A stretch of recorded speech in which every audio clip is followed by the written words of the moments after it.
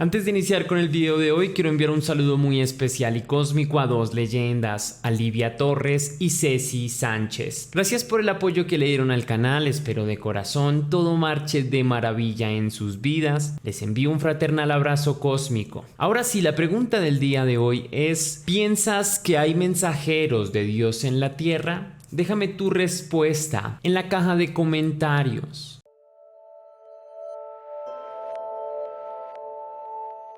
Sucedió en la ciudad de Quito, Ecuador, en el año 2012, cuando la feligresa de 17 años, Juliana Campoverde Rodríguez, desapareció espontáneamente camino a su trabajo, alertando a su familia con su ausencia, pero no precisamente a las negligentes autoridades policíacas. Juliana Campoverde Rodríguez nació en Ecuador el 21 de agosto de 1993. Es la hija de Elizabeth Rodríguez y de un padre que decidió hacer su vida con otra familia. Ruptura que afectó a Juliana y a Elizabeth significativamente, lo suficiente como para suscribirse a un culto evangélico, del cual eran bastante activas y serviciales en su creencia. Juliana, de 18 años en el momento de los hechos, terminaba la escuela secundaria, estaba a pocos meses de graduarse y esperaba entrar a la universidad, por lo que había estado ahorrando algún dinero durante un tiempo, trabajando duro para cumplir su sueño de ser una gran artista musical de conservatorio. Con ayuda de su madre, invirtió sus ahorros más un préstamo monetario que su progenitora le hizo para poder emprender un negocio propio de ventas naturistas, donde pasaba el resto de su tiempo libre cuando no estaba en la escuela. Su local quedaba a tan solo unas pocas cuadras de su vivienda donde vivía con su madre.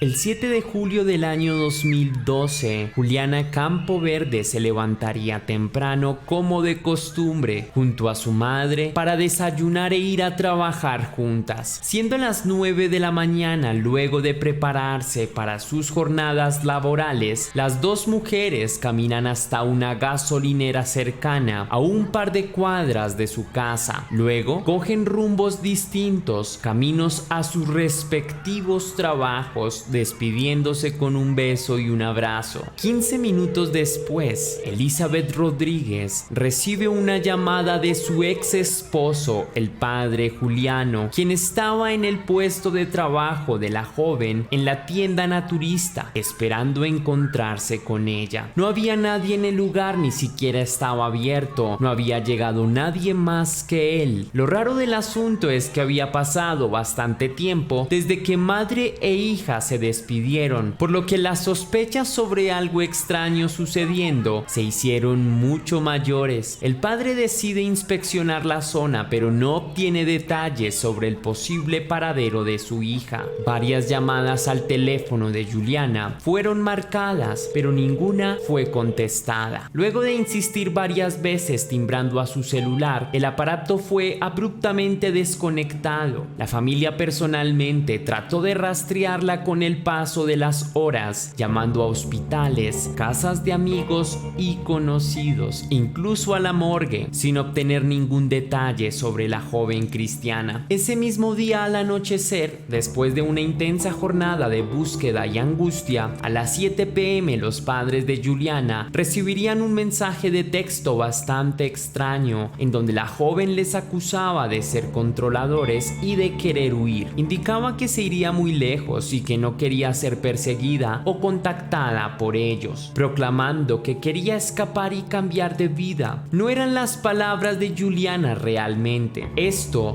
lo notaron en la redacción y los supuestos intereses de Juliana, pues jamás había proclamado algo semejante y mantenía buena comunicación con sus padres, por lo que notaron que el mensaje era falso, poniéndose en alerta con el posible emisario. Al denunciar a la policía con el mensaje, como prueba, fueron persuadidos e ignorados la mayoría del tiempo, indicando en conversaciones con agentes que a lo mejor la joven Casquivana se había escapado con un amante, que debía esperar un poco, que en cualquier momento volvería a casa. Aunque los padres de Juliana insistieron en presentar una denuncia, tuvieron que esperar 48 horas más para formalizar la denuncia, la cual no querían tramitar. Luego de ser radicada en la comisaría 2 días después, debían esperar otras 24 horas para ejecutarse la búsqueda formalmente. Sin ayuda de las autoridades, enredados entre malezas burocráticas, la familia de Juliana busca entre las cosas de su hija minuciosamente, en su habitación, en su computadora, con ánimos de encontrar alguna pista nueva o algún detalle relevante, pero los días transcurren sin éxito. La familia Rodríguez Campo Verde imprime cientos de carteles de Se Busca con la fotografía y el número de contacto de su hija. Empapelan las calles de Quito en busca de respuestas, logrando notoriedad en algunos medios de comunicación que cubren la noticia de su hija desaparecida. 2 días después se acepta el caso formalmente por la policía y se le asigna un fiscal delegado para la investigación, quien resulta ser una mujer despreocupada y poco profesional. Ella especula que la joven Juliana estaba embarazada de algún muchacho que regresaría sola en unos 8 meses cuando tuviera hambre y se viera en problemas con su futuro hijo. La familia rechazó la actitud y las palabras de la fiscal. No obstante, los próximos fiscales del caso no serían mejores, incluso algunos serían mucho más groseros con la familia durante el desarrollo del caso. Los familiares de la joven Juliana Campo Verde tuvieron que aguantar ofensas y humillaciones de parte de sus supuestos defensores durante su lucha por justicia y verdad.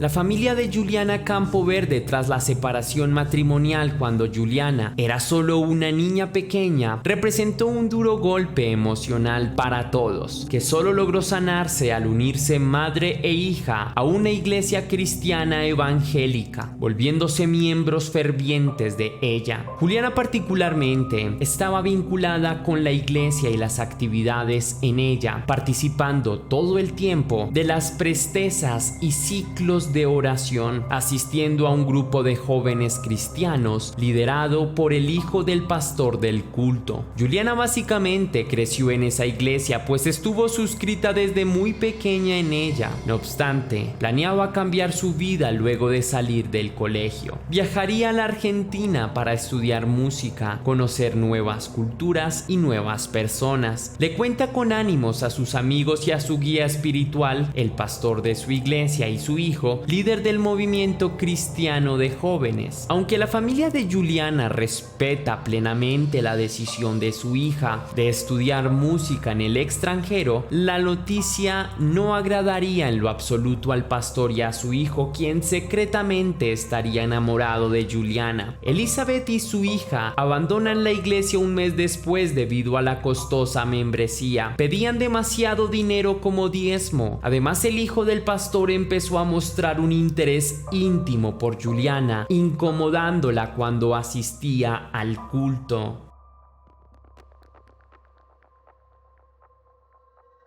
En alguna ocasión Juliana hablaba con el pastor sobre su vida en Argentina, cómo esperaba aprender nuevas cosas, ver nuevos lugares, cuando es interrumpida por unas supuestas revelaciones. El pastor Jonathan Carrillo dice a Juliana que Dios le había anunciado que ella no debía viajar o algo terrible ocurriría. La joven, asustada con lo que dijo el pastor, quien además agregó que con el pasar de los tiempos ella debería contraer matrimonio con su hijo para ser una pareja cristiana ejemplar, que así lo había proclamado Dios a través de él y sus visiones. Juliana contó la anécdota a su madre, quien preocupada decidió abandonar la iglesia por completo, alejándose de ella y evitando volver al templo. Luego de casi 9 años de práctica y devoción constante, un mes después de salir de la iglesia, sucedería la extraña desaparición.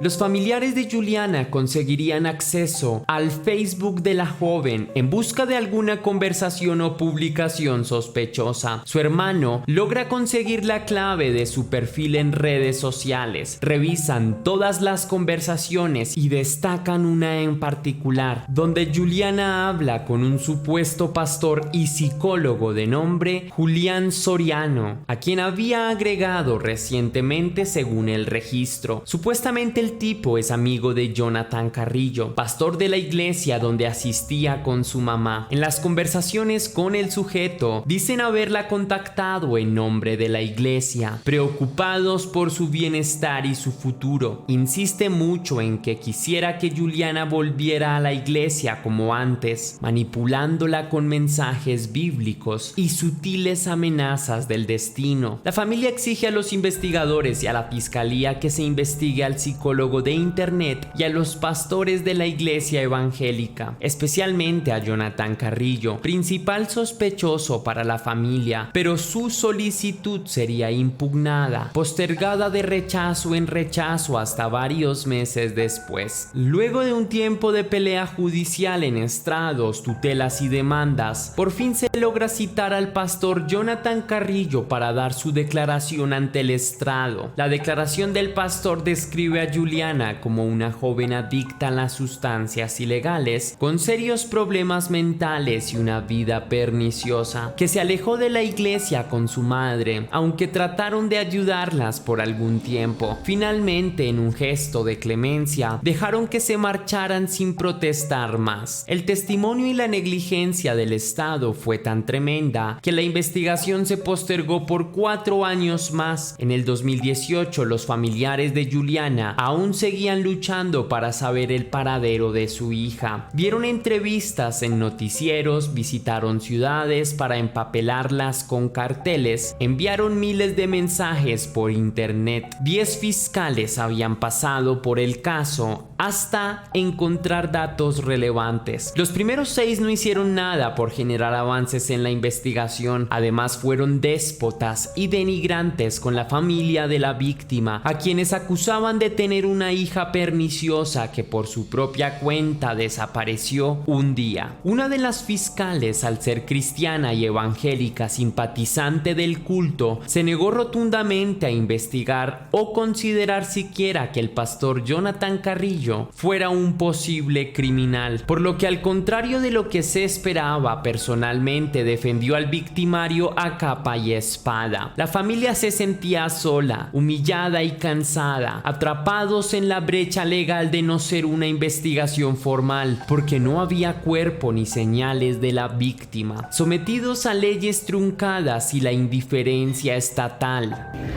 Siempre se caracterizaba por ser una jovencita muy responsable, muy cariñosa conmigo, con sus hermanos, responsable en el sentido en el trabajo, responsable en sus estudios.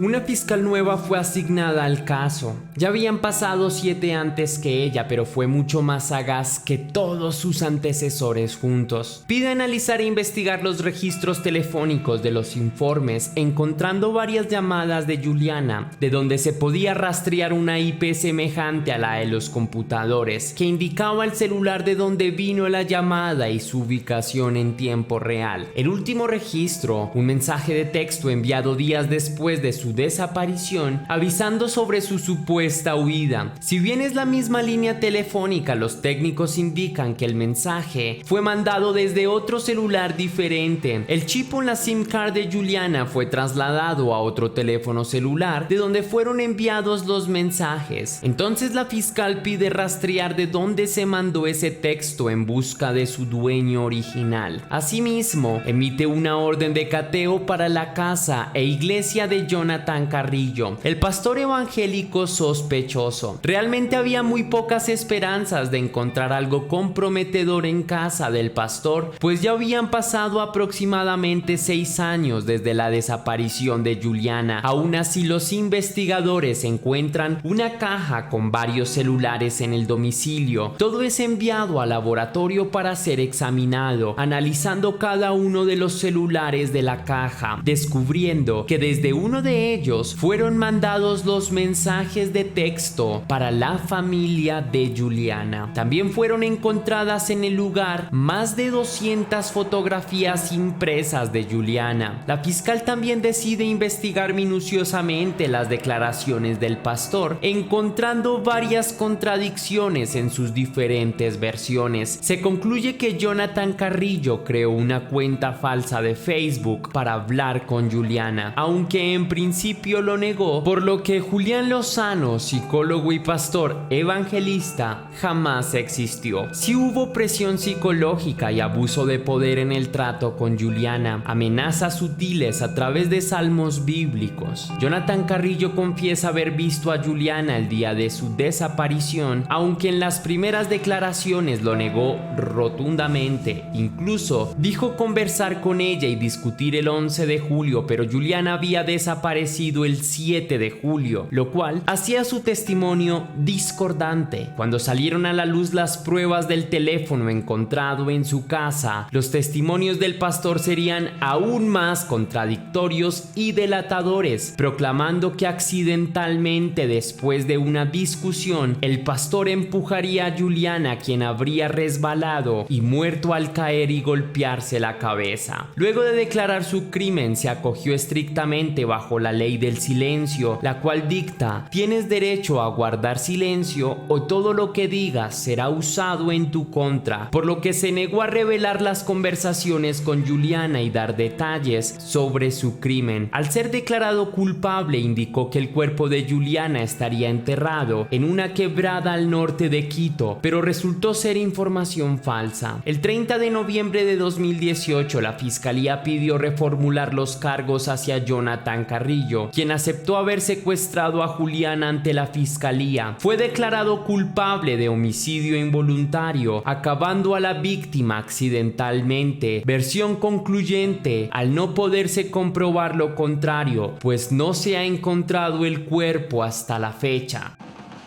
17 de julio de 2019 será una fecha especial, y es que finalmente hubo sentencia contra Jonathan Carrillo, responsable de la muerte y desaparición de Juliana Campoverde, hecho ocurrido hace 7 años. Juliana tenía apenas 18 años de edad. El 3 de julio de 2019 se dio su juicio. Luego de 7 años de espera e investigación ardua, Jonathan Carrillo fue sentenciado a 27 años de prisión.